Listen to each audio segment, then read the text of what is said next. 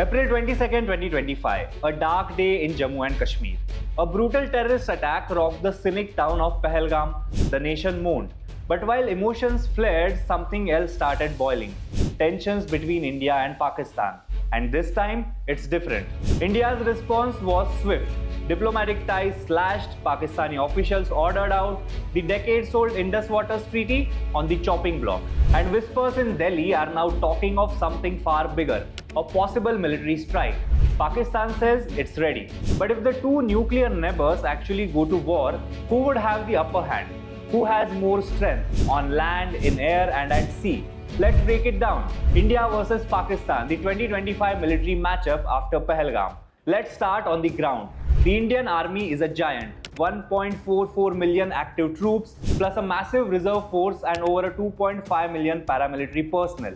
That's a wall Pakistan would struggle to climb.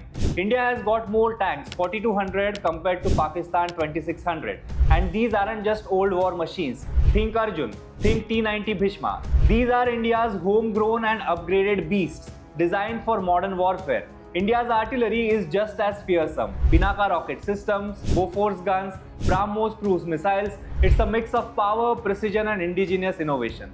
Now to Pakistan. With around 6,54,000 active troops, it's no small force. Its tank count, armored vehicles and artillery are impressive, but still significantly behind India's. The numbers, the training and the tech. India clearly dominates on land. In the air, India's dominance soars even higher.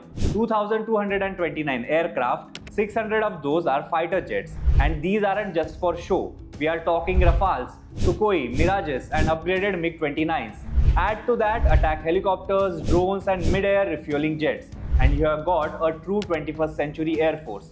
India also brings missiles like Astra, Rudram, Akash and of course, the game-changing BrahMos. Now compare it with Pakistan's air power. Pakistan's air force has 1,399 aircraft. 328 are fighter jets. They have some solid Chinese and American-made jets plus helicopters and 4 aerial tankers. But again, India has the edge in quality, quantity and reach.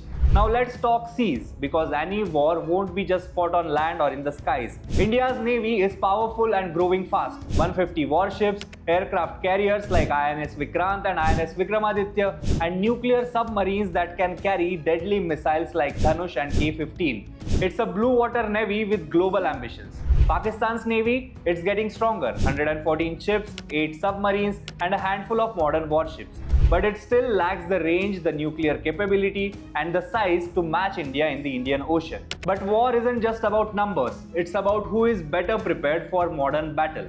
India is investing heavily in defense production, cyber warfare, drone tech, satellite surveillance and multi-domain operations. It's going for full spectrum superiority and building its own weapons rather than depending on others.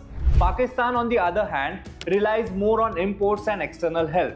It's modernizing, but the pace and scale are no match for India's current push for self-reliance and technological edge. So what's the final call? If war breaks out after the Pahalgam attack, who has the upper hand? On paper, in the air, on the ground and in the sea, India clearly has the advantage. A bigger force, more advanced weapons and stronger defense systems. But war is never just about firepower. It's also about diplomacy, restraint and global consequences. Both nations are nuclear powers, both have scars of past wars, and both know there are no real winners in a full-blown war. India might have the upper hand militarily, but the real victory that lies in preventing another war before it starts. So who do you think would have the upper hand? And should it even come to that? Tell us in the comments and keep watching Lokmat Times for more such stories.